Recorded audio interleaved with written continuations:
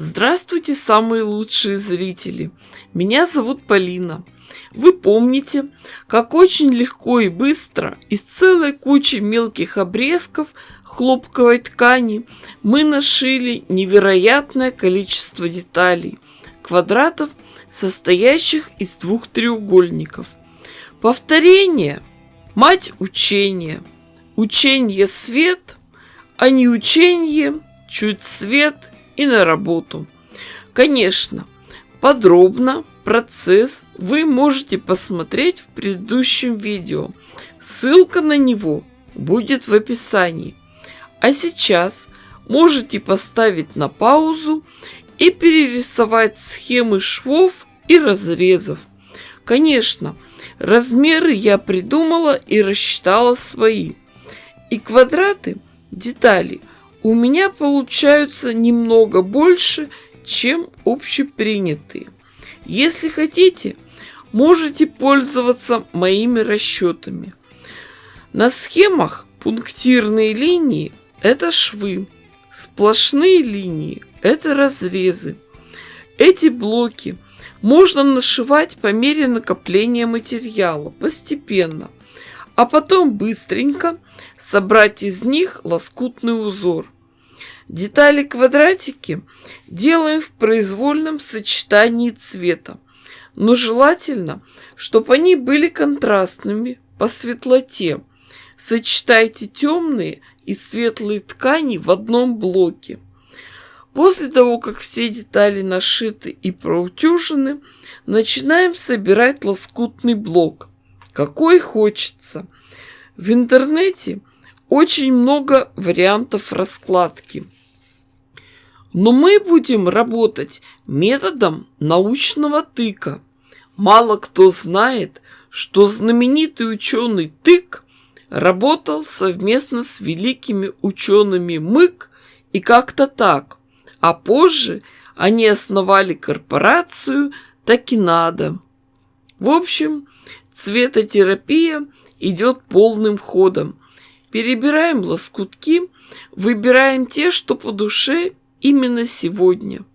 Цвет настроения – синий. Это будет центр. Заготовку планирую сделать из квадратов. Раскладка 6 на 6 квадратиков.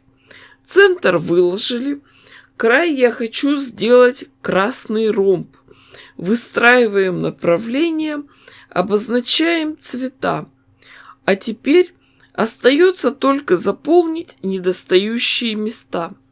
Подбор лоскутков – процесс творческий и непредсказуемый. Нравится, не нравится. Если где-то узор плохо читается, можно остановиться и поправить. Но вся прелесть такой раскладки заключается именно в непредсказуемости, живости рисунка. Конечно, используя приемы традиционного пэтчворка, быстрого кроя, разрезалок, можно достигать красивого результата, геометрически правильно выстроенных линий.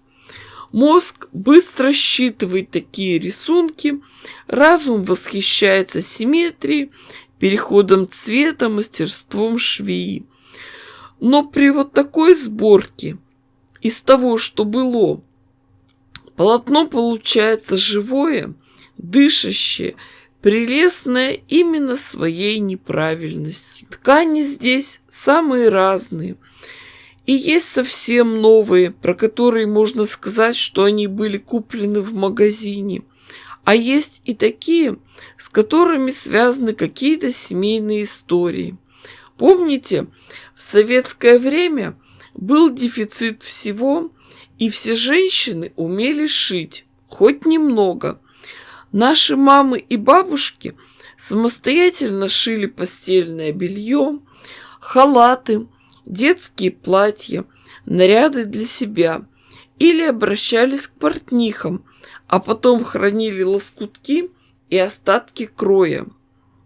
Приступаем к сборке полотна. Как видите, рисунок я собирала на съемной столешнице, которую сделала из кусков ламината. Ее можно легко сдвинуть и освободить место для швейной машинки. Знаю, что многих пугает процесс сборки, но с моим способом это все можно сделать очень легко и быстро. Сшивать будем сразу все полотно вертикальными рядами. Сложим вместе детали первой и второй колонки, прошьем их вместе. Также будем соединять третью и четвертую, пятую и шестую. При работе за швейной машинкой шьем гирляндой сразу все детали. Швы не обрываем.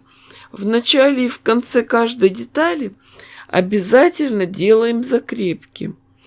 Цвет ниток лучше всего взять нейтральный, серый, чтобы он сливался с тканью.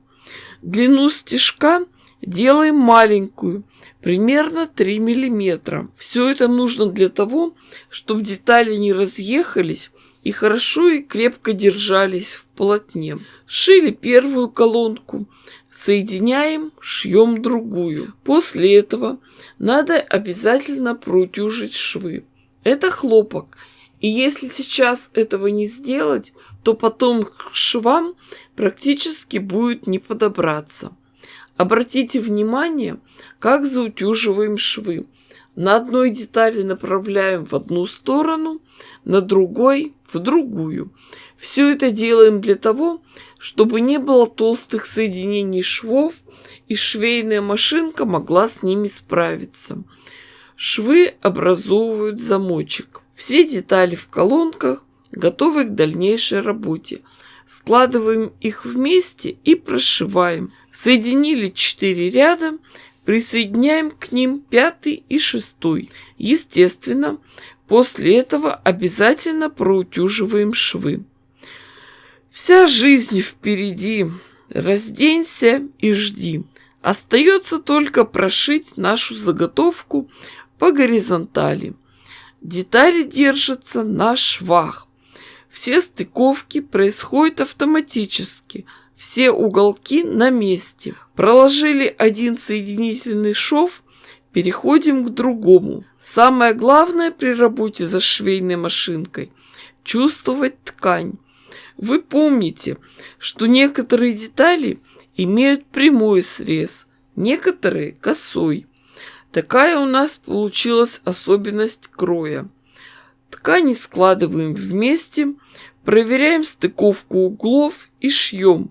Нигде ничего не тянем. В уголочках при стыковке швы направляем в разные стороны. Красивая, нарядная, лоскутная часть готова. Проанализируем раскладку. Мысленно разделим на 4 части.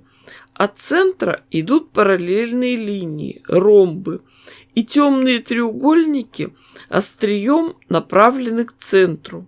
Остается только простегать заготовку. Все этапы уже хорошо знакомы. Ткань основы, слой синтепона, лоскутная деталь. Синтепон и основу выкраиваем на пару сантиметров больше лоскутного верха. Все тщательно расправляем и скалываем булавочками для квилтинга или английскими булавками. Стежку делаем самую простую, в шов. Начинаем с середины. Самые уязвимые места при таком шитье – это косые срезы и диагонали. Швы стежки прокладываем как раз по диагоналям, прошиваем ромбы. Все-таки я планирую, что это будет большое одеяло, и хочу, чтобы оно было пышное. И считаю, что густая стежка мне здесь не нужна. Конечно, заготовок, квадратов из треугольников у меня много. Собирать полотно буду постепенно. Выдалась свободная минутка, сшила блок. Размер моего блока 50 на 50 сантиметров. У меня уже есть один готовый. В нем я совсем немного изменила расположение темных треугольников, а смотрится блок совсем иначе. Можно нашить много таких заготовок. Вся прелесть в том, что им легко придумать продолжение. Один блок, если его обшить бейкой, то готова одеялка для пирогов. 2 блока сшить вместе, готова декоративная наволочка на подушку или пижамница. Из нескольких блоков можно сделать комплект накидушек на стулья или табуретки.